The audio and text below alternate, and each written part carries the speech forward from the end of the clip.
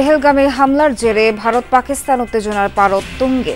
সামরিক অভিযানের পক্ষে একাট্টা বিজেপি সহ বিরোধীরা। পরিস্থিতি মোকাবেলায় প্রস্তুত পাকিস্তানও। পার্লামেন্টে দিল্লি বিরোধী প্রস্তাব পাস।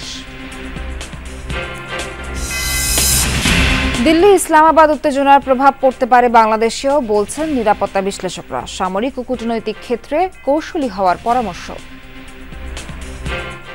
কেউই চান না যে যুদ্ধে দুটো দেশ জড়িয়ে যাক, এবং যেহেতু এটার প্রভাব এই রিজিয়নের মধ্যে পড়বে, সুতরাং এইটা আমাদের দেশের উপরেও এক ধরনের প্রভাব আসবেই। ভ্যাটিকানে সেন্ট পিটার স্কোয়ারে পোপ ফ্রান্সিসের মরদেহে প্রধান উপদেষ্টা শ্রদ্ধা। শনিবার সকালে অংশ নেবেন শেষ কৃত্যানুষ্ঠানে।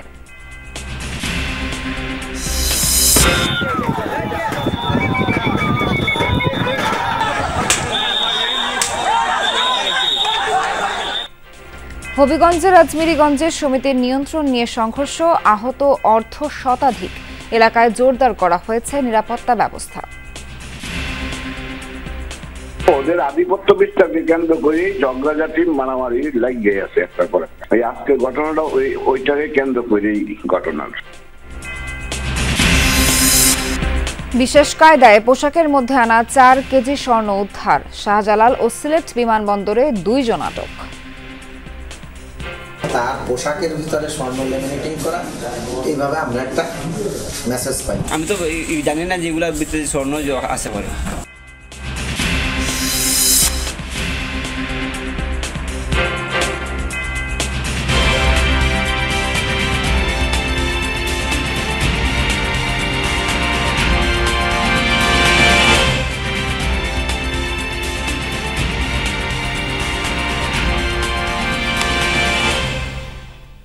স্বাগত সবাইকে, আমন্ত্রণ যমুনা নিউজে। এতক্ষণ শিরোনাম দেখছিলেন, পুরো খবর জানাবো আমি নাবিলা সোহার। জম্মু কাশ্মীরে সন্ত্রাসী হামলার জেরে ভারত ও পাকিস্তান সীমান্তে চরম উত্তেজনা বিরাজ করছে। সেখানে 2 দেশের সেনাবাহিনী তৎপরতাও বেড়েছে। শুক্রবার সকালে নিয়ন্ত্রণ রেখা বা এলওসির একাধিক পয়েন্টে 2 দেশের সেনাদের মধ্যে হয় গোলাগুলি। শুক্রবার ভারতের সেনাবাহিনীর বরাত দিয়ে এই তথ্য প্রকাশ করে দেশটির একাধিক গণমাধ্যম। তাদের দাবি, পাকিস্তানের তরফ থেকে প্রথম গুলি ছোড়া হয়েছে ভারতের সেনাদের লক্ষ্য করে, যার পাল্টা জবাব দিয়েছে ভারতীয় সৈন্যরা। পাল্টাপাল্টি ওই গোলাগুলিতে হতাহতের কোনো তথ্য দেয়নি গণমাধ্যম। এ বিষয়ে আনুষ্ঠানিক কোনো মন্তব্য করেনি ভারত ও পাকিস্তান সরকার।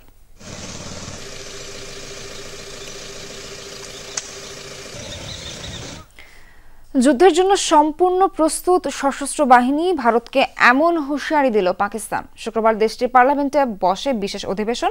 এ সময় পেহেলগামে সন্ত্রাসী হামলার জেরে দিল্লির নেওয়া বিভিন্ন পদক্ষেপের বিরুদ্ধে প্রস্তাব পাশ হয় পার্লামেন্টে। হুঁশিয়ারি দিয়ে বলা হয়, যে কোনো আগ্রাসন ঠেকাতে প্রস্তুত ইসলামাবাদ। অন্যদিকে পাকিস্তানে হামলার জন্য একাট্টা ভারতের রাজনৈতিক দলগুলো। এই ইস্যুতে কেন্দ্রীয় সরকারকে সমর্থন দিচ্ছে বিরোধী দলগুলো। শুক্রবার জরুরি অধিবেশন বসে পাকিস্তানের পার্লামেন্টে। পেহেলগামে সন্ত্রাসী হামলার জেরে দিল্লির নেয়া বিভিন্ন পদক্ষেপের জবাব দিতেই এই অধিবেশন। এ সময় প্রস্তাব পাশ হয় ভারতীয় পদক্ষেপের বিরুদ্ধে। সিন্ধু পানি বন্টন চুক্তি বাতিলকে যুদ্ধের সাথে আখ্যা দেওয়া হয়। ভারতকে হুঁশিয়ারি জানিয়ে বলা হয়, যুদ্ধের জন্য পাকিস্তানের সশস্ত্র বাহিনী সম্পূর্ণ প্রস্তুত। সার্বভৌমত্ব রক্ষায় পুরোপুরি প্রস্তুত পাকিস্তান। আমাদের উপর যে কোনো আগ্রাসন চালানো হলে তার যথোপযুক্ত জবাব দিতে আমরা তৈরি। সিন্ধু পানি বন্টন চুক্তিটি আন্তর্জাতিক চুক্তি। এর সাথে বিশ্বব্যাংক সহ বিভিন্ন আন্তর্জাতিক সংস্থা জড়িত। ভারত চাইলেই তা বাতিল করতে পারে না। এ ধরনের সিদ্ধান্ত যুদ্ধ ঘোষণার শামিল। এর আগে পরস্পরের বিরুদ্ধে দুদেশই নেয় সমসংখ্যক কূটনৈতিক পদক্ষেপ। অতীতে শর্তভঙ্গের অভিযোগ উঠলে এবারই প্রথম সিমলা চুক্তি স্থগিত করতে যাচ্ছে ইসলামাবাদ। এই চুক্তির শর্ত অনুযায়ী মতপার্থক্য থাকলেও নিয়ন্ত্রণ রেখা বা এলওসি অতিক্রম করবে না দুদেশের সেনারা। কূটনৈতিক উত্তেজনা যখন চরমে, তখন মোদী সরকারকে পাকিস্তানে হামলার অলিখিত অনুমোদন দিচ্ছে ভারতের সব রাজনৈতিক দল। আমরা জাতির স্বার্থে সরকারের সিদ্ধান্তকে সমর্থন করব। প্রধানমন্ত্রী মোদীর গৃহীত সিদ্ধান্তই চূড়ান্ত। সবাইকে বার্তা দিতে চাই, জাতি হিসেবে আমরা ঐক্যবদ্ধ। এটা রাজনৈতিক বিভাজনের সময় নয়। সরকার যে সিদ্ধান্ত নেবে আমরা সেটাই সমর্থন করব। পরস্পরের বিরুদ্ধে দুদেশের অনমনীয় মনোভাবের কারণে এশিয়ায় নতুন যুদ্ধের সংখ্যা জোরালো হচ্ছে। অতীতেও বেশ কয়েকবার যুদ্ধে জড়িয়েছে পাকিস্তান ও ভারত। মীর মুশফিকা হাসান, যমুনা নিউজ। ভারত পাকিস্তান উত্তেজনার প্রভাব পড়তে পারে বাংলাদেশেও। রাজনৈতিক, অর্থনৈতিক, কূটনৈতিক ও সামরিক ক্ষেত্রের মতো বিষয়ে প্রভাব এড়াতে এখনই সতর্ক অবস্থানে থাকতে হবে ঢাকাকে, এমন পরামর্শ নিরাপত্তা বিশ্লেষকদের। তারা বলছেন, নীতি নির্ধারণী পর্যায়ে যে কোনো ধরনের বক্তব্য বুঝে শুনে দেওয়া উচিত। একই সাথে সীমান্ত নিরাপত্তা বৃদ্ধি ও সাইবার যুদ্ধে বিভ্রান্তিমূলক তথ্য এড়াতে কঠোর নজরদারি পরামর্শ তাদের। আহমেদ রেজা জানাচ্ছেন বিস্তারিত।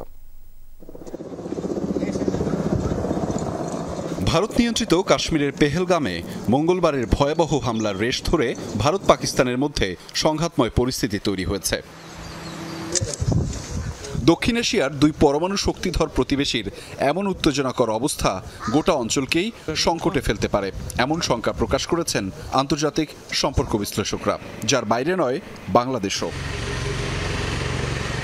ভারত পাকিস্তানের মধ্যে যুদ্ধ পরিস্থিতি হলে বাংলাদেশে অন্তত 7টি বিষয়ে প্রভাব ফেলতে পারে। এগুলো হলো আঞ্চলিক নিরাপত্তা, রাজনীতি, অর্থনীতি, কূটনীতি, সীমান্ত নিরাপত্তা, সন্ত্রাসবাদ ইস্যু এবং সাইবার যুদ্ধ। বিশ্লেষকরা বলছেন, সামরিক ও কূটনৈতিকভাবে বাংলাদেশকে কৌশলী হতে হবে।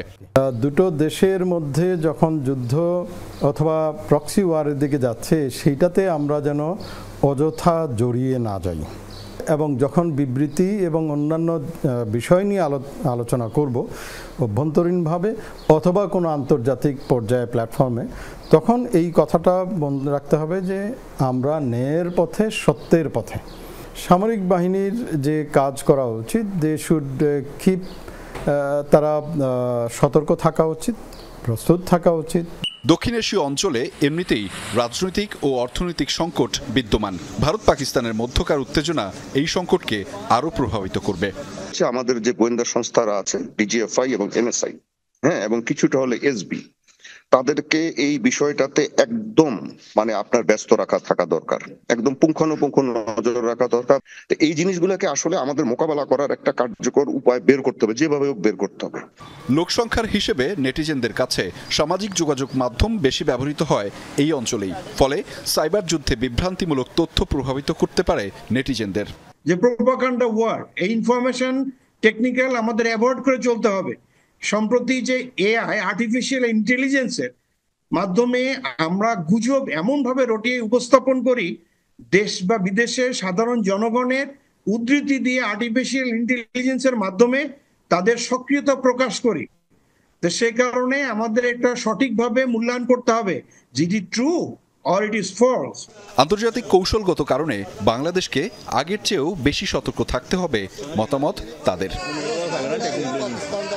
আহমেদ রেজা, যমুনা নিউজ, ঢাকা। কাশ্মীরে সন্ত্রাসী হামলা ঘিরে উঠছে নানা প্রশ্ন।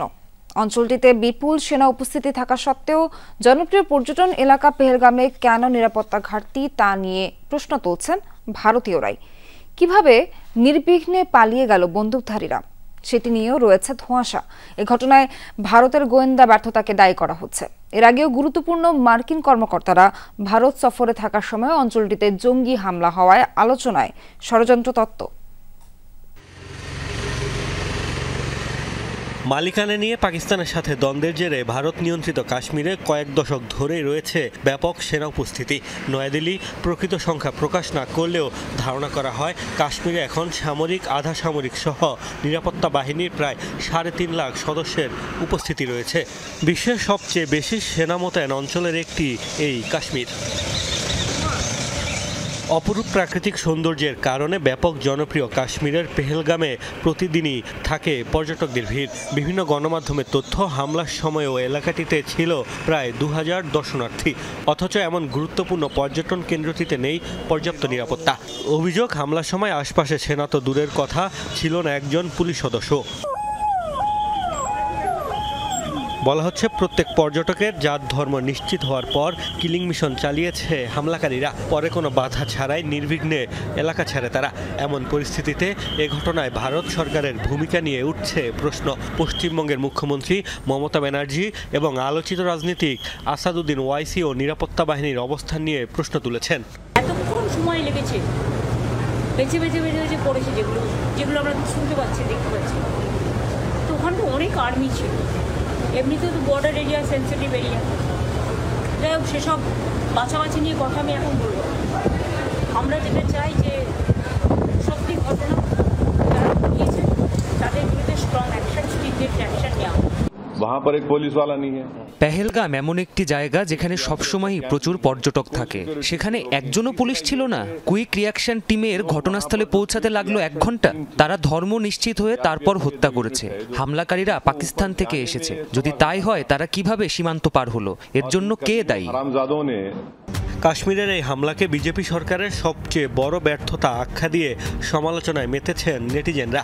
আলোচনা হচ্ছে নানা ষড়যন্ত্র তত্ত্ব নিয়েও। কেউ কেউ আঙ্গুল তুলছেন ভারত সরকারের দিকেই, আবার অনেকেই দেশটির গোয়েন্দা ব্যর্থতাকেও দায়ী করছেন। এদিকে ব্রিটিশ সংবাদ মাধ্যম বিবিসির এক প্রতিবেদনে বলা হয়েছে, মার্কিন সরকারের গুরুত্বপূর্ণ ব্যক্তিদের ভারত সফরকালে আগেও এমন হামলার ঘটনা ঘটেছে কাশ্মীরে। 2000 সালে তৎকালীন মার্কিন প্রেসিডেন্ট বিল ক্লিন্টনের ভারত সফরের ঠিক একদিন আগে অনন্তনাগ জেলায় হত্যা করা হয়েছিল 36 শিখকে। এর 2 বছর পর যুক্তরাষ্ট্রের সহকারী পররাষ্ট্রমন্ত্রী যখন নয়াদিল্লিতে, তখন কালুচকে জঙ্গি হামলায় প্রাণ যায় কমপক্ষে 23 জনের। আর এবার হামলার সময়ও ভারতে ছিলেন ভাইস প্রেসিডেন্ট জেডি ভান্স। কেন মার্কিন প্রতিনিধিদের সফরের সময় অস্থিতিশীল হয়ে ওঠে কাশ্মীর, তা নিয়েও প্রশ্ন তুলছেন নেটিজেনরা। মোস্তফা মাহমুদ, যমুনা নিউজ। এদিকে কাশ্মীরে পর্যটকদের নিরাপত্তা ব্যবস্থায় গাফিলতির বিষয়টি স্বীকার করেছে ভারতের কেন্দ্রীয় সরকার। বৃহস্পতিবার ডাকা সর্বদলীয় বৈঠকে এই স্বীকারোক্তি দেয় বিজেপি। বিরোধী নেতাদের প্রশ্ন ছিল, পেহেলগামে এত বড় হামলার ঘটনা গোয়েন্দাদের চোখ ফাঁকি দিল কিভাবে? সেই সাথে ঘটনাস্থলে একজন নিরাপত্তারক্ষীও কেন ছিলেন না, সেই প্রশ্ন তোলা হয়। বিরোধী নেতাদের প্রশ্নবারে নিজেদের গাফিলতি ও ব্যর্থতা মেনে নেয় কেন্দ্রীয় সরকার। তবে বলা হয়, প্রশাসনকে না জানিয়ে স্থানীয় ট্যুর অপারেটররা ওই রুট খুলে দিয়েছিল। সন্ত্রাসীরা সেই সুযোগ নিয়েছে। সরকার জানায়, প্রতি বছর জুন মাসে অমরনাথ যাত্রার আগে পেহেলগামের রুট পর্যটকদের জন্য খোলা হয়, কিন্তু এবার স্থানীয় ট্যুর অপারেটররা 20 এপ্রিল থেকে সরকারের অজান্তে তা খুলে দেয়। ফলে প্রশাসন নিরাপত্তা বাহিনী মোতায়েনের সুযোগ পায়নি। ভ্যাটিকানের সেন্ট পিটার স্কোয়ারে পোপ ফ্রান্সিসের প্রতি শেষ শ্রদ্ধা জানিয়েছেন প্রধান উপদেষ্টা ডক্টর মাহমুদ ইউনূস। এর আগে স্থানীয় সময় দুপুরে রোমে পৌঁছালে ডক্টর ইউনূসকে স্বাগত জানান ইতালি ও ভ্যাটিকান সিটিতে নিযুক্ত বাংলাদেশের রাষ্ট্রদূত। শুক্রবার স্থানীয় সময় বিকেল 3:15টায় প্রধান উপদেষ্টা পোপ ফ্রান্সিসের মরদেহের প্রতি শ্রদ্ধা নিবেদন করেন। শনিবার স্থানীয় সময় সকাল 9:30টায় পোপ ফ্রান্সিসের শেষকৃত্যানুষ্ঠানে অংশ নেবেন ডক্টর ইউনূস। রোববার বাংলাদেশ সময় দুপুর 12টায় দেশের উদ্দেশ্যে রওনা হবেন প্রধান উপদেষ্টা। সোমবার ভোরে ডক্টর ইউনূসের দেশে পৌঁছানোর কথা। হবিগঞ্জের আজমেরীগঞ্জে পঞ্চায়েত সমিতির নিয়ন্ত্রণ নিয়ে দুপক্ষের তুমুল সংঘর্ষ হয়েছে। এতে অর্ধ শতাধিক আহত হয়েছেন। সকালে দেশীয় অস্ত্র নিয়ে রক্তক্ষয়ী সংঘর্ষে জড়ায় তারা। পরে পুলিশ গিয়ে পরিস্থিতি নিয়ন্ত্রণে আনে। এলাকায় বিরাজ করছে উত্তেজনা।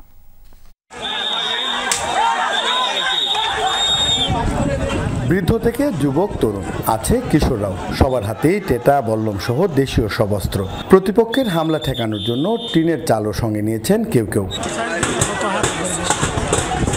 এভাবেই হবিগঞ্জের আজমেরগঞ্জ উপজেলার নোয়াগড় এলাকায় তুমুল সংঘর্ষে জড়ায় দুপক্ষ।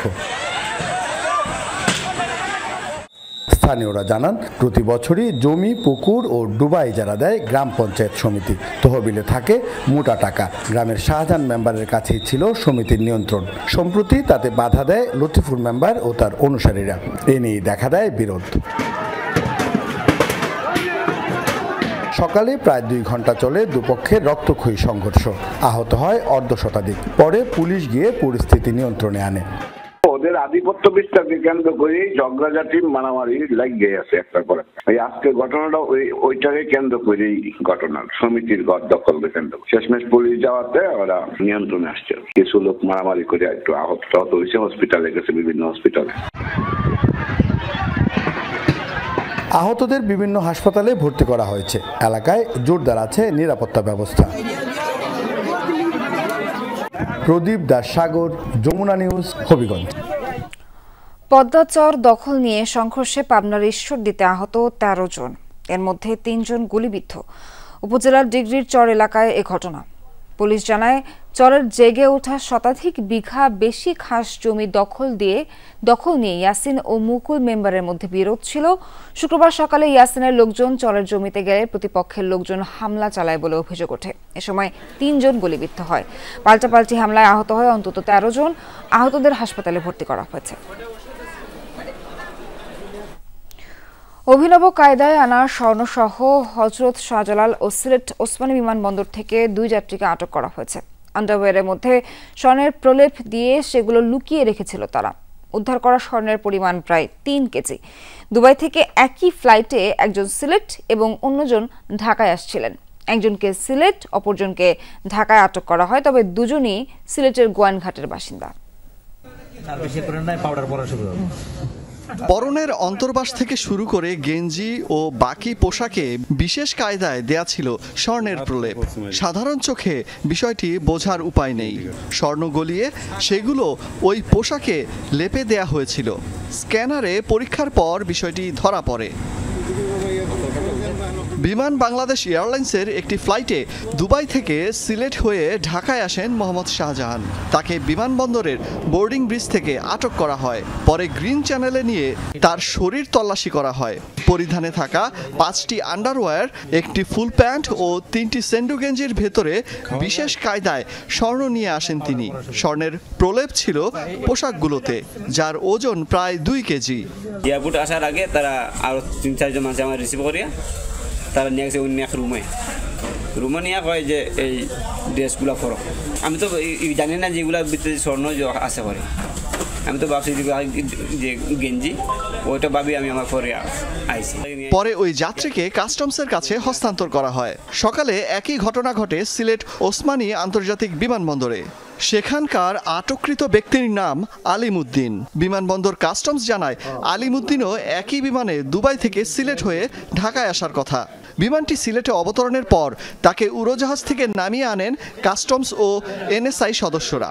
পরে স্ক্যানারে পরীক্ষার মাধ্যমে তার পোশাকে গলিয়ে স্বর্ণ আনার বিষয়টি ধরা পড়ে। আলিমের পরনে থাকা 4টি আন্ডারওয়্যার, 2টি গেঞ্জি, একটি শার্ট, প্যান্ট সহ 8টি কাপড় জব্দ করা হয়। দুবাই থেকে এই ফ্লাইট আসার আগেই আমরা এই যাত্রীর ছবি পাই এবং তার কাছে এইভাবে লেমিনেটিং করা, তার পোশাকের ভিতরে স্বর্ণ লেমিনেটিং করা, এইভাবে আমরা একটা মেসেজ পাই। সাথে সাথে আমরা তার সন্দেহ করি, তার পোশাক খুলে আমরা ওয়েট নেই, প্রাথমিকভাবে দেখি যে হ্যাঁ এটা সন্দেহজনক এবং আমাদের তার ইনফরমেশন রাইট। একই কায়দায় স্বর্ণ আনা এই 2 জনকে গোয়েন্দা তথ্যের ভিত্তিতেই আলাদাভাবে আটক করা হয়, জানায় বিমানবন্দর কাস্টমস। অলক হাসান, যমুনা নিউজ, ঢাকা। ঢাকা সহ দেশের বিভিন্ন স্থানে পলাতক ফ্যাসিস্টদের কণ্ঠস্বর শুনতে পাওয়া যাচ্ছে, এমন মন্তব্য করেছেন বিএনপির সিনিয়র যুগ্ম মহাসচিব রুহুল কবির রিজভী। জুলাই আন্দোলনে নিহত শহীদ আব্দুল্লাহ বিন জাহিদের ক্যান্সার আক্রান্ত ছোট ভাইয়ের অপারেশনের জন্য আমরা বিএনপি পরিবারের পক্ষ থেকে চিকিৎসা সহায়তা দেওয়া হয়। এ সময় রিজভী অভিযোগ করেন, ফ্যাসিবাদের দোসররা এখনো অনেকে ধরাছোঁয়ার বাইরে। মিথ্যা মামলায় যারা খালেদা জিয়াকে সাজা দিয়েছে সেই বিচারকরাই ফ্যাসিবাদের প্রতিষ্ঠাতা বলে মন্তব্য করেন রিজভী। অনুষ্ঠানে দলের যুগ্ম মহাসচিব শহীদ উদ্দিন চৌধুরী অ্যানি বলেন, আওয়ামী লীগকে নিষিদ্ধের দাবি আজকে একদিনে হয়নি। গত 16 বছর তারা রক্তচক্ষু দেখিয়ে সবাইকে জিম্মি করে রাজনীতি করেছে। আমরা বরাবরই দেখেছি এই রাজনৈতিক দল বলতে রাজনৈতিক দল ছিল না, এরা রাজনীতির চর্চা করে নাই। এরা সবসময় রক্তচক্ষু দেখিয়ে মানুষকে জিম্মি করে দেশের ক্ষমতায় বারবার থাকার চেষ্টা করেছে এবং গত 16-17 বছর সেভাবেই ছিল।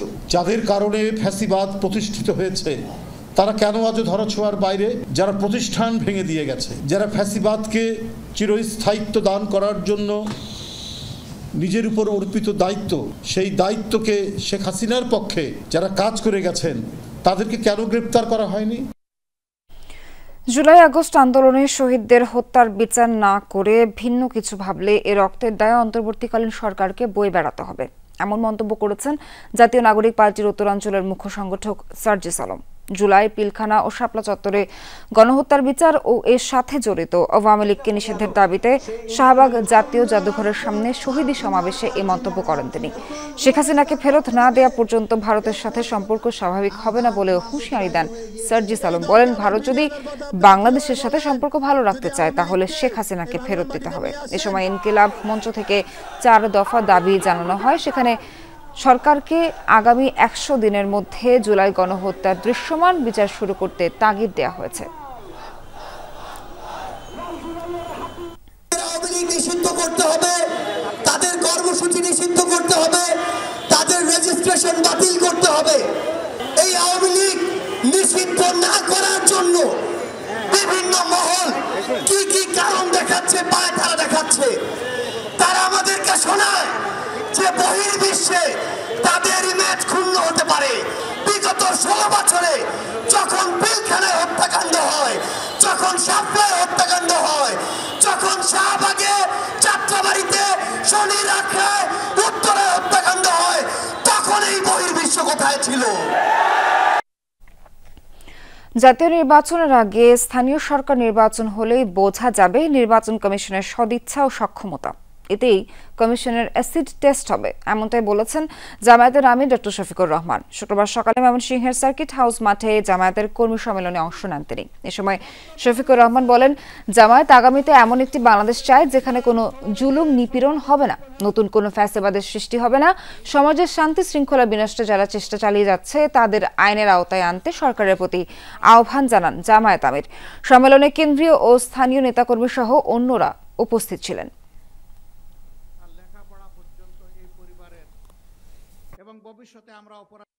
বর্তমান একটা নির্বাচন কমিশন হয়েছে, তারা বলেছেন ইতিহাসের সবচেয়ে ভালো নির্বাচন নাকি তারা উপহার দিবেন। আমরা তাদের একটু অ্যাসিড টেস্ট দেখতে চাই। তারা জাতীয় সংসদের নির্বাচন যেটা দিয়ে দেশ শাসন হবে 5 বছরের জন্য জনগণের ম্যান্ডেট নিয়ে, সেই নির্বাচনের আগে তারা জনগণ এখন সাফার করছে স্থানীয় সরকারের বিভিন্ন জায়গায় প্রতিনিধি না থাকার কারণে। স্থানীয় সরকার নির্বাচনটা দিন, আমরা দেখি আপনাদের সদিচ্ছা এবং সক্ষমতা কতটুকু। 3 মের মধ্যে নারী বিষয়ক সংস্কার কমিশনের দেয়া প্রস্তাব বাতিল না করলে নতুন কর্মসূচি ঘোষণার হুঁশিয়ারি দিয়েছেন হেফাজতে ইসলামের যুগ্ম মহাসচিব মামুনুল হক। শুক্রবার বিকেলে নারায়ণগঞ্জের চাষারায় কেন্দ্রীয় শহীদ মিনারে জেলা ও মহানগর হেফাজতে ইসলাম আয়োজিত গণজামায়াতে প্রধান অতিথির বক্তব্যে তিনি এই হুঁশিয়ারি দেন। মামুনুল হক বলেন, নারী বিষয়ক সংস্কার কমিশন যে প্রস্তাব দিয়েছে তা ইসলাম বিরোধী। এই প্রস্তাব ও কমিশন বাতিল না হলে কঠোর কর্মসূচির হুঁশিয়ারি দেন তিনি। এ সময় উপস্থিত হেফাজতে ইসলামের কেন্দ্রীয় ও স্থানীয় নেতারা ফ্যাসিবাদ আমলে দায়ের করা মিথ্যা মামলা প্রত্যাহার সহ ফিলিস্তিন ও ভারতে মুসলিম গণহত্যা বন্ধের আহ্বান জানান। আগামী 3 তারিখের পূর্বে বিতর্কিত নারী কমিশনের প্রস্তাবনা প্রত্যাখ্যান করে, প্রত্যাহার করে এই কমিশন যদি বাতিল না করা হয়, সোহরাওয়ার্দী উদ্যান থেকে পরবর্তী কর্মসূচি ঘোষণা করতে বাধ্য হবে হেফাজতে। নারায়ণগঞ্জে আলোচিত 7 খুন মামলার বিচার প্রক্রিয়া দ্রুত শেষ করার দাবিতে মানববন্ধন করেছেন নিহতদের স্বজন ও এলাকাবাসী। ঢাকা চট্টগ্রাম মহাসড়কের সিদ্ধিরগঞ্জের মৌচাক এলাকায় ঘণ্টাব্যাপী মানববন্ধন করেন তারা। এ সময় বক্তারা বলেন, হত্যাকাণ্ডের পর 11 বছর পেরিয়েছে, অথচ এখনও বিচার প্রক্রিয়া শেষ হয়নি। অপহরণের 2 দিন পর 2014 সালের 29 এপ্রিল তৎকালীন সিটি কর্পোরেশনের প্যানেল মেয়র নজরুল ইসলাম, আইনজীবী চন্দন সরকার সহ 7 জনের মরদেহ ভেসে ওঠে শীতলক্ষ্যায়। এই ঘটনায় 26 জনকে মৃত্যুদণ্ড ও 9 জনের বিভিন্ন মেয়াদে সাজা দেন নিম্ন আদালত। সেই রায়ের বিরুদ্ধে উচ্চ আদালতে রায় আসামিপক্ষ। 2018 সালের 22 আগস্ট 15 জনের মৃত্যুদণ্ডাদেশ বহাল রাখা হয়। এরপর থেকে মামলাটি সুপ্রিম কোর্টের আপিল বিভাগে শুনানির অপেক্ষায় রয়েছে। উদ্বোধন হলো শিশুদের indoor play ground fun paradise. শুক্রবার বিকালে বিশিষ্টজনদের উপস্থিতিতে শুরু হয় এর কার্যক্রম। প্রতিদিন বিকাল থেকে রাত পর্যন্ত খোলা থাকবে এটি। তবে ছুটির দিন সকাল থেকে রাত পর্যন্ত ফান প্যারাডাইসে খেলতে পারবে শিশুরা। চমৎকার এমন আয়োজনে উচ্ছ্বসিত অভিভাবকরা। উদ্যোক্তারা জানান, শিশুদের মানসিক ও শারীরিক বিকাশে সহায়তা করবে এই প্লেগ্রাউন্ড। এ যেন শিশুদের এক আপন ভুবন। কেউ মেতেছে স্লাইড গেমে, কেউ খেলছে ভিডিও গেম, কেউ বা ব্যস্ত লাফালাফিতে। নিজেদের মতো করে আনন্দে আত্মহারা সবাই। স্লাইডে খেলেছি, জাম্পিংয়ে খেলেছি, অনেক মজা লেগেছে। স্লাইডে চড়ছি, ট্র্যাম্পোলিনে, আবার লেগো দিয়েও খেলছি। আমি একটা টাওয়ার বানাইতেছিলাম কিন্তু ভেঙে গেছে। পরিবেশটা খুব ভালো, না আমার খুব ভালো লেগেছে। এখানে আমি আমার অনেক ফ্রেন্ডকে পেয়েছি। বসুন্ধরা আবাসিক এলাকার আই ব্লকে চালু হওয়া ফান প্যারাডাইস শিশুদের জন্য এক অনন্য ইনডোর প্লেগ্রাউন্ড। অভিভাবকরা বলছেন, খেলার এমন সুযোগ পেয়ে ডিভাইস থেকে দূরে থাকবে শিশুরা। শারীরিক ও মানসিক বিকাশে এমন আয়োজন গুরুত্বপূর্ণ বলছেন তারা। এই জায়গাতে এত মজা করে, আসলে আমার নাতিন যেতেই চায় না। আমার খুব ভালো লাগছে। তো এরকম আরও সব জায়গায় হওয়া উচিত। বাচ্চাদের রিফ্রেশমেন্ট, আউটসাইড খুব একটা ডেঞ্জারাস, বাট এখানে আমরা সেফ ফিল করি। এই ধরনের প্লেয়িং জোন থাকলে সুবিধাটা কি হয়, মোবাইল থেকে কিছুটা সময় হলো ডিটাচ থাকা যায়, টিভি থেকে ডিটাচ থাকা যায়। এটাই হচ্ছে গিয়ে এই প্লেয়িং জোনের সবচেয়ে বড় বেনিফিট। ওরা অনেক মজা করছে, যে অনেক ভালো একটা প্লেস, যে মানে বাচ্চারা মনের মতো করে খেলতে পারছে, ফ্রিডম আছে, অনেক টাইপের খেলনা আছে, ভালো লাগছে। ইনডোরে প্লে জোন হওয়াতে ওরা আসলে বিকালবেলাটা খেলার জন্য খুব আকু করে। তো এখন আসলে এটা হওয়াতে এখানে এসে অনেক এনজয় করতে পারতেছে। 25 টাকা করে একটি কয়েন পারচেজ আর অ্যাক্টিভিটি চার্জ হলো ফ্রি, আনলিমিটেড। শিশুদের খেলার জায়গার ঠিক পাশেই অভিভাবকদের আড্ডার স্থান। নির্দিষ্ট প্রবেশ মূল্য দিয়ে প্রতিদিন দুপুর থেকে রাত পর্যন্ত খেলায় অংশ নেওয়া যাবে। তবে শুক্র আর শনিবার ফান প্যারাডাইসের প্রবেশদ্বার খুলবে সকালে। Arcade zone, 3D game and PS5, যেটা হচ্ছে অ্যাডাল্ট কিডসরাও খেলতে পারবে। স্কুলের বাইরেও কিছু শিক্ষা, যেগুলো আমরা নর্মাল প্রথাগত স্কুলে শেখানো হয় না, তো সেগুলো আমরা এখানে শেখাচ্ছি। প্লাস হচ্ছে আমাদের এখানে ট্র্যাম্পলিন আছে, বিভিন্ন ধরনের আর্কেড গেম আছে। প্রথম 2 সপ্তাহে বিশেষ মূল্য ছাড়ে প্রবেশ করা যাবে ফান প্যারাডাইসে। তাজনুর ইসলাম, যমুনা নিউজ, ঢাকা। দর্শক, শেষ কবে চিঠি লিখেছেন? শহুরের জীবনে কি কখনো সুযোগ মিলেছে পত্র মিতালির? প্রযুক্তির দাপটে যখন হলুদ খাম আর লাল ডাকবাক্সের প্রয়োজন রীতিমতো ফুরিয়েছে, তখন রাজধানীর বুকে একদল স্বপ্নবাজ তরুণ একই ছাদের নিচে জড়ো করেছে শত শত আবেগ আর স্মৃতি। সহকর্মী শাকিল হাসান সাক্ষী হয়েছিলেন চিঠি উৎসবের। তিনি জানাচ্ছেন বিস্তারিত।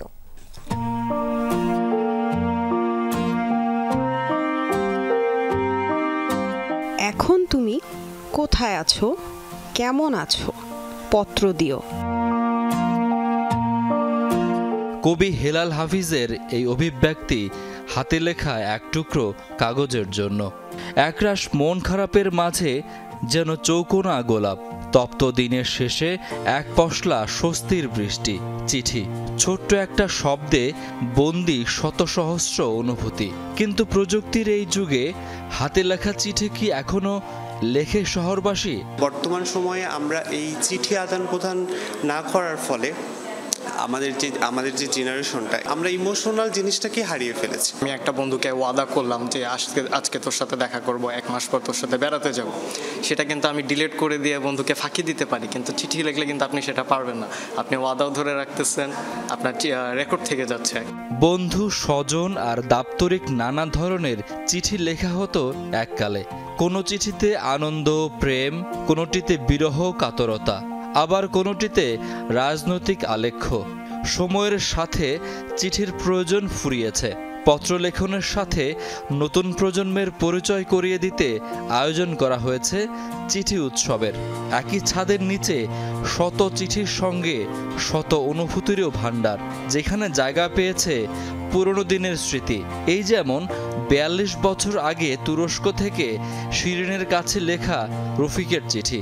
আমরা আগের চিঠিগুলো, নতুন চিঠি সবগুলো এক জায়গায় করে মানুষকে পড়ানো জন্যই মূলত এই জন্য আমরা চিঠি উৎসব নামটা দিয়েছি। বেশ কয়েকটা চিঠি পড়লাম, যেগুলো পড়ে অনেক চোখের পানিও চলে এসেছে আসলে। কারণ মানুষের মনে যেই আবেগ অনুভূতি তা চিঠির মাধ্যমে তুলে ধরা যেত, সেটা কি আমার আবার সেই স্মৃতিচারণটা হয়েছে। চিঠি এক বৈশ্বিক আবেগ, মাতৃভাষাতেই চিঠি লিখে আনন্দ। এই বিদেশিনী বাংলাকে আপন করে চালিয়ে যাচ্ছেন চর্চা। বাংলায় লেখা চিঠিগুলোতে তাই তার মুগ্ধতা। বাংলা ভাষা পৃথিবী অনন্ত মিষ্টি ভাষা, তাই আমি এখানে বাংলা ভাষা শিখেছি এবং আমি আজকে এখানে এসেছি। বাংলা মোটরের বিশ্ব সাহিত্য কেন্দ্রের 4 তলায় শুক্রবার বিকেল 3টায় শুরু হয় চিঠি উৎসব। শনিবারও চলবে বিকেল 3টা থেকে রাত 9টা পর্যন্ত। তৃতীয়বারের মতো চিঠি উৎসব আয়োজন করেছে সামাজিক সংগঠন হিমু পরিবহন। শাকিল হাসান, যমুনা নিউজ, ঢাকা। ঢাকা কলেজের সাবেক শিক্ষার্থীদের মিলন মেলা হয়ে গেল ঢাকা বোট ক্লাবে। প্রায় 40 ব্যাচের ছাত্রদের পদচারণায় মুখর তুরাগ নদীর পার। বিভিন্ন শ্রেণী পেশায় থাকা ঢাকা কলেজের সাবেকরা স্মৃতিচারণ করেন পুরনো দিনের। সবাই যেন ফিরে যান সেই ক্যাম্পাস জীবনে। কারো সাথে 1 বছর বা কারো সাথে 10 বছর পর দেখা, এমন মানুষদের সাথে যারা 2 বছর বা 5 বছরের প্রাণের সাথে ছিল। ক্লাসের বেঞ্চ থেকে হোস্টেলের খাবারের প্লেট, সব কিছুতে ভাগাভাগি হতো যে বন্ধুর সাথে। এতদিন পর যখন দেখা হলো, উৎসব উচ্ছ্বাস তো হবারই কথা। তুরাগপাড়ের ঢাকা বোট ক্লাবে ঢাকা কলেজের সাবেকরা আয়োজন করে ঈদ পুনর্মিলনী। প্রতিষ্ঠার পর 2008 সালের ব্যাচ পর্যন্ত এখানে অংশ নেন। পরিবার পরিজন নিয়ে এমন দিনের অপেক্ষায় ছিলেন হাজারো প্রাণ। এটি আসলে একটি বিশাল সুযোগ আমাদের জন্য। আমরা অনেক বন্ধুদেরকে আমরা হারিয়ে ফেলেছি দীর্ঘদিন, হয়তো ভার্চুয়ালি দেখা হয় কিংবা অনেকের চেহারা ভুলে গিয়েছি। আজকের এই দিনটির উপলক্ষে সবাই আবার একসাথে হতে পেরেছি। আসলে এই আনন্দের কথা বলে শেষ করা যাবে না। বিভিন্ন হোস্টেলে থাকতাম, এক এক হোস্টেলে আমরা সবাই মিলেমিশে বিভিন্ন রকমের যে স্মৃতিগুলো, এগুলো খুব মনে পড়তেছে। মানে অনেক সুন্দর সুন্দর স্মৃতি আছে আমাদের। কলেজ জীবন 2 বছরের থাকে, ইন্টিমেসিটা একটু কম হয়, কিন্তু অনেকদিন পর পর এরকম গেট টুগেদার এবং এখানে অনেকগুলি ব্যাচ আছে। 1861 সালের প্রতিষ্ঠার পর ঢাকা কলেজ থেকে বেরিয়েছেন রাজনৈতিক, সাংস্কৃতিক সহ বিভিন্ন সেক্টরের বিশিষ্টজন। সরকারি, বেসরকারি, প্রতিরক্ষা সহ বিভিন্ন পেশায় যারা সফল হয়ে দেশের জন্য কাজ করছেন, তাদের অনেকের উপস্থিতি ছিল পুনর্মিলনীতে। আমাদের ব্যাচের বন্ধুদের সাথে সবার সাথে দেখা হবে, সিনিয়র জুনিয়র অনেক নতুনদের সাথে পরিচয় হবে। যে ছেলেটি ছিল যুবক, ইন্টারমিডিয়েট ফার্স্ট ইয়ারে পড়তো, সেকেন্ড ইয়ারে পড়তো, সেই ছেলে আজকে ধরে তাদের সন্তান নিয়ে আজকে আসছেন। অনেকেরই বিয়ে শাদী নাতি নাতি হয়ে গিয়েছে। আমরা সেই 18 বছরের যৌবন ফিরে পাই, খুব ভালো লাগছে। অর্গানাইজারদের ধন্যবাদ। সবাই ঐক্যবদ্ধ হয়ে আমরা সারা বাংলাদেশে টেকনাফ থেকে তেতুলিয়া, রূপসা থেকে পাথুরিয়া পর্যন্ত ঢাকা কলেজের ছাত্ররা অন্তর্ভুক্ত আছে। এমন কোনো জায়গা নেই খেলাধুলা নাই যেই জায়গাতে ঢাকা কলেজের মেধাবী ছাত্রদের অংশগ্রহণ নেই। এমনও আরও একটা কথা বলা যায়, যদিও পারিবারিক, অনেক বন্ধুকে জিজ্ঞাসা করেছি, বলেছে ভাবি মানে ওর স্ত্রী ঢাকা কলেজের ছাত্র বলেই ওর প্রেমে পড়েছে। দিনভর চলা আয়োজনে সাবেকরা জানান, অন্যান্য ঐতিহ্যবাহী শিক্ষা প্রতিষ্ঠানের মতো ঢাকা কলেজ ক্লাব গড়ে তোলার চেষ্টা চলছে। কলেজ শাখা ও অনার্স মাস্টার্স পাশ করা যে কেউ ক্লাবের সদস্য হতে পারবেন। মনিরুল ইসলাম, যমুনা নিউজ, ঢাকা। দেশে এই প্রথমবারের মতো সরকার প্রধানের সফর সঙ্গী হয়ে কাতার ঘুরে এসেছে 4 নারী ক্রীড়াবিদ। কাতারের এই সফরে দেশটির ক্রীড়া কাঠামোর সবই ঘুরে দেখার অভিজ্ঞতা সঞ্চয় করেছেন আফিদা সুমাইয়ারা। মূলত কাতার ফাউন্ডেশনের তত্ত্বাবধানে লুসাইল স্টেডিয়াম, কাতারের স্কুল ক্রিকেট প্রজেক্ট, পিএসজি একাডেমির যাবতীয় কার্যক্রম দেখে এসেছেন বাংলাদেশের নারী ক্রীড়াবিদরা। সফর সঙ্গী হিসেবে কাতারে আর্থনা সম্মেলনে প্রধান উপদেষ্টা ডক্টর মোহাম্মদ ইউনূসের সফর সঙ্গী হয়েছিলেন বাংলাদেশের এই 4 নারী ক্রীড়াবিদ। দেশে ফিরে ফরেন সার্ভিস একাডেমিতে এক সংবাদ সম্মেলনে তারা জানিয়েছেন কাতার সফরের অভিজ্ঞতা। সেখানে নারী ফুটবল দলের অধিনায়ক আফিদা জানিয়েছেন, কাতারের লুসাইল স্টেডিয়াম ঘুরে দেখতে পেয়ে তার স্বপ্ন পূরণ হয়েছে। অনুভূতিটা একদম স্বপ্নের মতো ছিল, কারণ যেখানে আর্জেন্টিনা ওয়ার্ল্ড কাপ হাতে নিয়ে উল্লাস করছে, তো ওই মাঠে গিয়ে আমরা মাঠটা দেখতেছি, তো তখনই মাথার মধ্যে আসছিল যে হচ্ছে চোখের সামনে ভাসতেছিল যে হচ্ছে আর্জেন্টিনা হচ্ছে ওয়ার্ল্ড কাপ নিয়ে মেসি একটু করে আগে গিয়ে উল্লাস করছে। আফিদার মতোই উচ্ছ্বাস ছিল রিপার কণ্ঠেও। অল্প কথায় সাবজয়ী নারী ফুটবলার জানিয়ে দেন নিজের কাতার ভ্রমণের অভিজ্ঞতাও। ড্রেসিং রুমের ভিতরে যে একটা মাঠ থাকে ওয়ার্ম আপের জন্য হালকা, তো এটা কখনো দেখা হয় না, এটাও দেখছি মেসিদের রুমের আর্জেন্টিনা যে এখানে ছিল ড্রেসিং রুম শেয়ার করছিল, সেখানে মানে দাঁড়িয়ে কিছুক্ষণ ভাবছিলাম যে এই মুহূর্তে মেসি এখানে মানে দাঁড়িয়ে যে ওয়ার্ম আপ ওয়ার্মানের জন্য রেডি হচ্ছিলেন ড্রেসিং রুমে, তো অনেক ভালো লাগছিল সবকিছু মিলে। দোহায় আর্থনা সম্মেলন চলাকালীন এক ফাঁকে প্রধান উপদেষ্টা ডক্টর মোহাম্মদ ইউনূসের সঙ্গে এক বৈঠকে বাংলাদেশের নারী খেলোয়াড়দের জন্য সুযোগ সুবিধা বৃদ্ধির প্রতিশ্রুতি দেন কাতার ফাউন্ডেশনের CEO Sheikh Hind bint Hamad Al Thani. বাংলাদেশের 4 নারী ক্রীড়াবিদও নিজেদের চাওয়া, স্বপ্ন ও চ্যালেঞ্জগুলো তুলে ধরেন কাতার ফাউন্ডেশনের কাছে। রিহ্যাবের ব্যাপারটা বেশি কথা বলেছে এই জন্য যে আমাদের বাংলাদেশের রিহ্যাব ফ্যাসিলিটি খুব একটা বেশি ভালো নাই, আর ওখানে যে রিহ্যাব সেন্টারটা আছে, মানে ইনজুরি রিহ্যাব সেন্টারটা, ওটা বিশ্বমানের এবং বিশ্বের সব বড় বড় খেলোয়াড়রা আসে ওখানে ইনজুরি রিহ্যাবের জন্য। বিশেষ করে আমাদের মেন নিয়ে ছিল যে ওই দেশের ক্রিকেটটা কোনোভাবে সচল করা যায় কিনা, আমরা ওইটা নিয়ে কথা বলছিলাম ওনার সাথে। তো উনি হচ্ছে একবার হয়তো 2007 সালে বা 11 সালের দিকে ক্রিকেট খেলার জন্য মেয়েদের বলছিল স্কুল লিগ, তো ওইখানে হচ্ছে ক্রিকেট বলগুলো একটু হার্ড হয়ে দেখা ওইটা হচ্ছে স্টপ করে দেওয়া হয়েছে, কিন্তু উনি কথা দিয়েছে যে এটা উনি চালু করবে। এ সময় সাংবাদিকদের বিভিন্ন প্রশ্নের উত্তর দেন প্রধান উপদেষ্টার ডেপুটি প্রেস সচিব আজাদ মজুমদার। যে ক্ষেত্রগুলো আছে সবগুলো চিহ্নিত করার চেষ্টা করা হয়েছে। এর মধ্যে স্টেডিয়াম অবশ্যই একটা বিষয়, কিন্তু স্টেডিয়ামের পাশাপাশি ডরমিটরিজ ফ্যাসিলিটিসটা খুবই প্রয়োজন মেয়েদের জন্য, এটা নিয়ে স্পেশালি আলোচনা হয়েছে। পাশাপাশি জিমনেশিয়ামের জন্য আলোচনা হয়েছে এবং রিহ্যাব, ইনজুরি রিহ্যাব, এটা নিয়ে আলোচনা হয়েছে। এই 3টা বিষয়কে স্পেশালি ফোকাস দেওয়া হয়েছে। আর এর সাথে অন্যান্য যে বিষয়গুলো আছে সেগুলো নিয়েও তো আলোচনা হয়েছে। সব এই আলোচনাটা কন্টিনিউ করবে। আমরা মনে করি যে আলোচনার মাধ্যমে হয়তো সহযোগিতার আরও কিছু ক্ষেত্র চিহ্নিত হবে বা একটু বিস্তারিতভাবে যখন আলোচনা হবে তখন হয়তো আমরা আরও ভালোভাবে বুঝতে পারবো যে তারা আসলে কীভাবে আমাদেরকে সহযোগিতা করতে পারবে। বাংলাদেশের ক্রীড়াঙ্গনকে কাতারের কাছে তুলে ধরাই ছিল প্রধান উদ্দেশ্য, জানান আফিদা সুমাইয়ারা। আশিক মাহমুদ, যমুনা নিউজ, ঢাকা। লেবাননে সক্রিয় হয়ে উঠেছে দালাল চক্র। ভিসা পাইয়ে দেওয়ার প্রলোভনে হাতিয়ে নিচ্ছে অর্থ।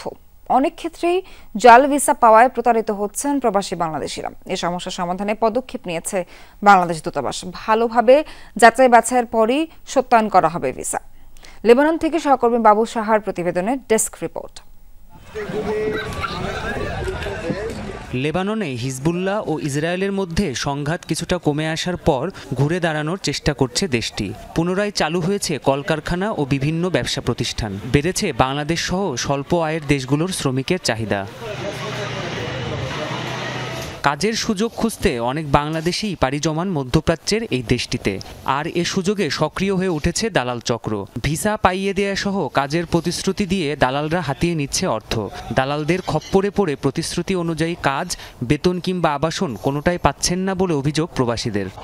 যুদ্ধের আগে যে কোম্পানিগুলো বন্ধ হয়ে গেছে সমস্ত কোম্পানি খুলে ফেলছে, লোকের চাহিদা আছে, দালালের কাছে ভিসার জন্য টাকা দিছে, ভিসা দিতেছে না, অনেকেই এরকম প্রতারিত হচ্ছে। যারা ভিসার ব্যবসা করে তারা যদি ঠিক মতন সত্য কথা বলে লোকদেরকে নিয়ে আসে, বেতন ঠিক মতন দেয়, আকামা ঠিক মতন দেয়, থাকার জায়গা ঠিক মতন দেয়, তাহলে লেবাননের প্রবাসীর সংখ্যা আরো বাড়বে। ভিসা জালিয়াতি রোধে তৎপর হয়ে উঠেছে দূতাবাস।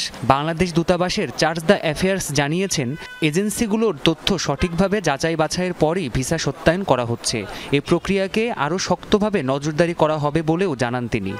যেই ভিসাগুলো আমাদের মাধ্যমে জব কন্ট্রাক্ট করে করা হয়ে থাকে সেগুলো আমরা যাচাই বাছাই করে থাকি এবং সেখানে আপনার যাতে করে কোনো প্রকারের জালিয়াতি না হয়, কোনো ফেক ভিসা আমাদের মধ্যে দিয়ে না যায়, সে ব্যাপারে আমরা পূর্ণ সতর্কতা অবলম্বন করি।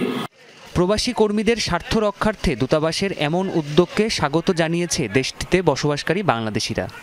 বর্তমানে বাংলাদেশ থেকে নতুন কর্মী আসার ক্ষেত্রে দূতাবাস থেকে যে যাচাই বাছাই প্রক্রিয়ার মাধ্যমে জব কন্ট্রাক্ট সত্যায়িত করা হয়, এটা খুব সুন্দর একটা উদ্যোগ। আমাদের দূতাবাসে ভিসাগুলো যাচাই বাছাই করে ভিসাগুলো দিচ্ছে, এতে আমি মনে করি নতুন এবং পুরাতন সকল নারী কর্মীদের জন্য এটা ভালো হবে।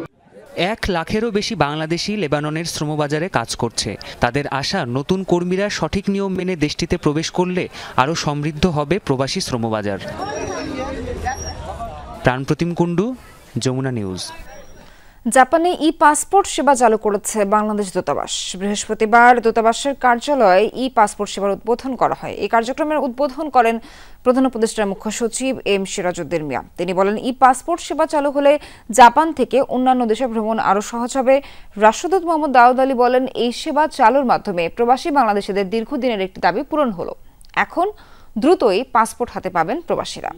অনুষ্ঠানে বিশেষ অতিথি ছিলেন পাসপোর্ট ও স্বয়ংক্রিয় বর্ডার নিয়ন্ত্রণ ব্যবস্থাপনা প্রকল্পের সহকারী পরিচালক মেজর আবু বকর মোহাম্মদ সিদ্দিকুর রহমান।